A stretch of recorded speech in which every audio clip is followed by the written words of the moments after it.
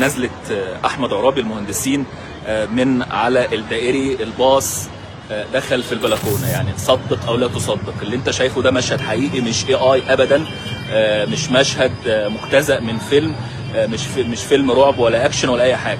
اللي انت حضرتك شايفه ده باص كبير، باكد على باص كبير، ده من الباصات الكبيره، جاي من طريق المرج والسلام، جاي ينزل نزله احمد عرابي المهندسين. بدل ما ينزل نزله احمد عرابي دخل في بلكونه الراجل الطيب ده زي ما انت شايف كده. يعني ايه، بكلمك انا في فيلم رعب دلوقتي. يعني انا بحاول اجيب لك بس اهو، يعني ادي الباص اهو. عارفين انتوا الباصات الكبيره، الباصات اهو الكبيره زي ما انتوا شايفين كده دخلت في البلكونه.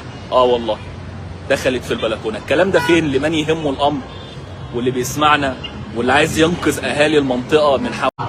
اهلا وسهلا اعزائي المشاهدين ومتابعينا في 24 من كل مكان.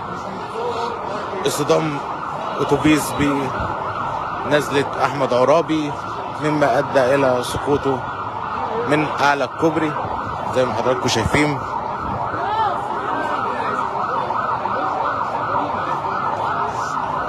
زي ما حضراتكم شايفين الباص فين.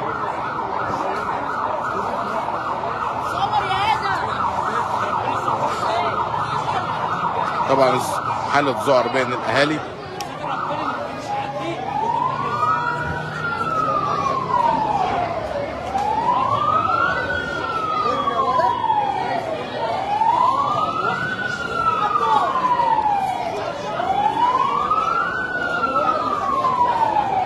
متابعين مع حضراتكم من امام الحادث، بنرجو لكم كل التفاصيل.